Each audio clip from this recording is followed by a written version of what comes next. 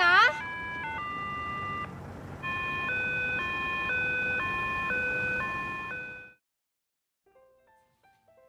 At first glance, Swinggirls seems like a straightforward feel-good comedy. A group of high school girls accidentally forms a jazz band, stumbles through a series of misadventures, and eventually earns their moment on stage. The film is packed with slapstick humor, exaggerated reaction, and an infectious energy that makes it exactly why I fell in love with this film. But what makes Swing Girls memorable? It isn't just the music or its comedy, but it's the way the film captures a feeling of many people know intimately is moving through life without a clear sense of direction. Beneath all the laughter lies a story about uncertainty, about the teenagers searching for something that can give shape to their everyday lives.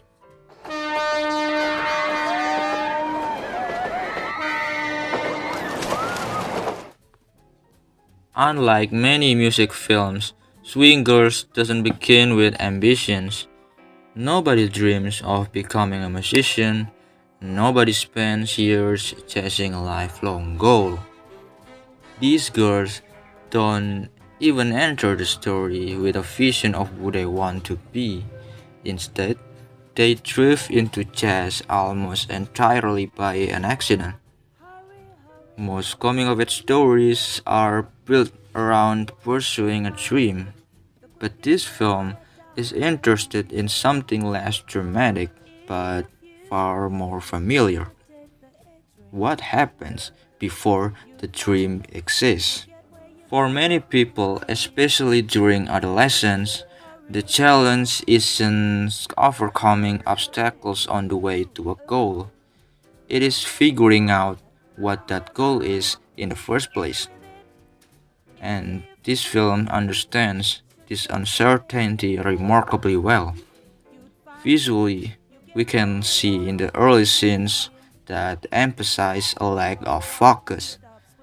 The characters are often being together in wide shots and moving through space without a clear center. The story begins with a collection of ordinary students who have little in common beyond their lack of direction, and then jazz enters the screen. On the surface, jazz is simply an entertaining choice for the musical comedy. But the more the film unfolds, the more it feels like the perfect artistic language for what these characters are experiencing. Jazz thrives on adaptations, and musicians react to one another in real time, adjusting, listening, and responding as a performance unfolds. There is structure, but there is also unpredictability. The results emerge from participations rather than strict control, and growing up often works the same way. No one hands you a blueprint for adulthood. You test different interests, you experiment with different versions of yourself, make choices, revise them, and then trying again.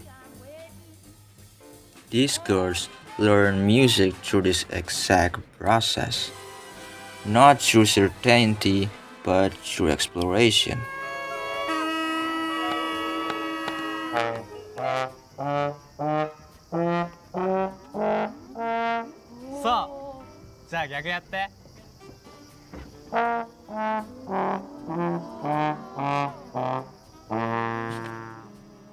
One of the film's most overlooked strengths is its relationship with failure.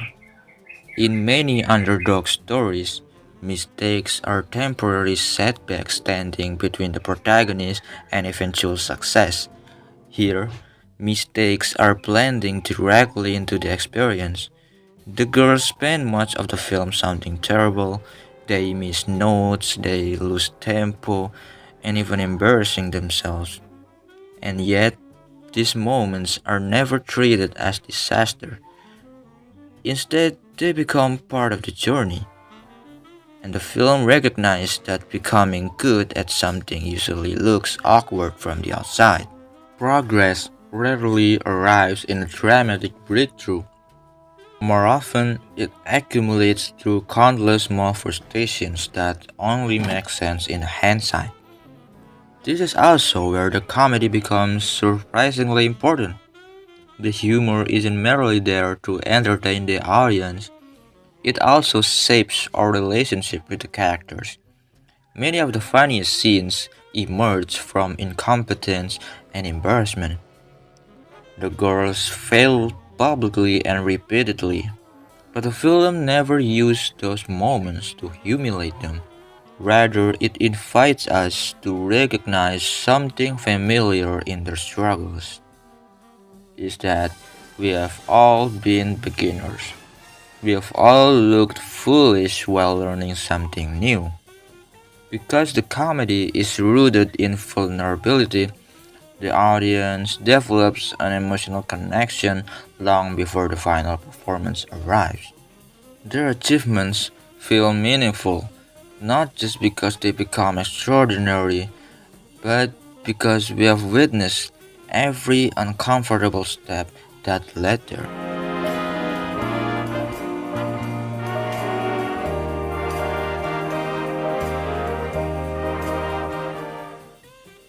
At the beginning of the film, these girls occupy the same spaces without truly sharing a common purpose. Jazz gives them a reason to gather, to collaborate, and rely on one another. What begins as a random activity gradually becomes a source of connections. The film suggests that identity is not formed in isolation. Who we become is often shaped by the people around us, by the environment around us, through rehearsals, setbacks, and shared experiences. These girls begin to see themselves differently, not because they have discovered some hidden talent, but because they have become part of something larger than their individual concerns. What's particularly impressive is how the filmmaking mirrors these transformations. As the bands grow more cohesive, the film's rhythm becomes more cohesive as well. In the early scenes often feel scattered and chaotic.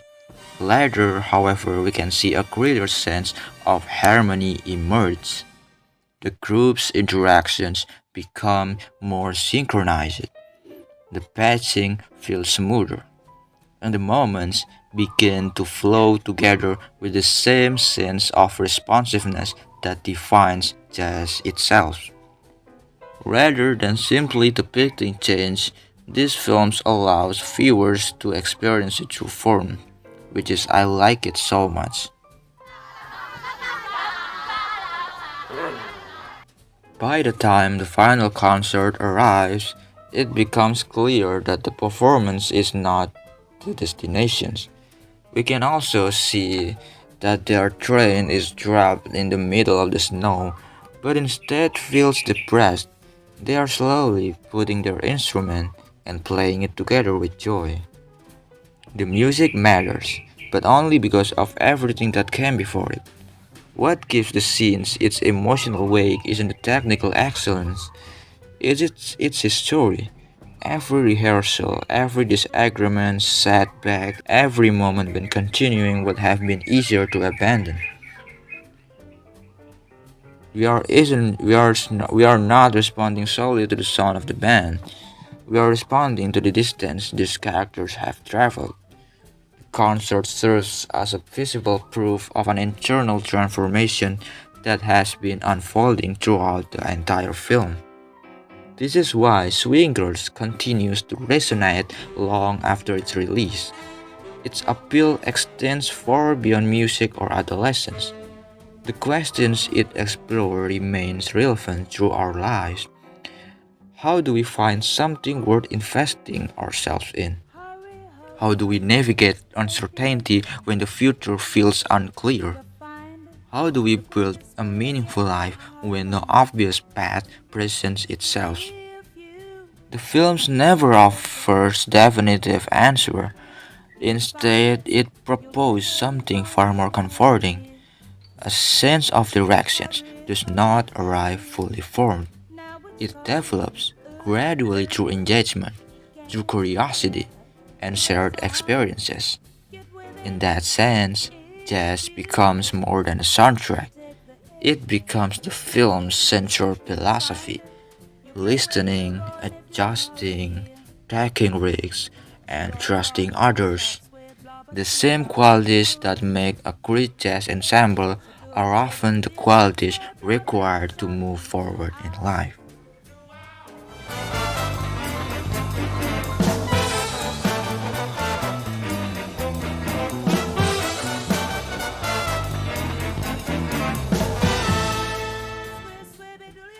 Ultimately, Swing Girls isn't just about becoming a great band.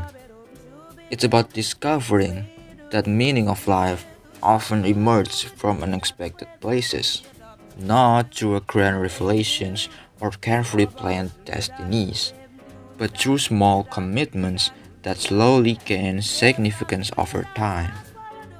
Like a jazz performance, life rarely unfolds according to a predetermined jazz score. Sometimes, the only thing you can do is listen closely, respond to what's in front of you, and keep playing until the scattered notes begin to form something beautiful. 2種類に分けられる。スイングするものとスイングしないものだ。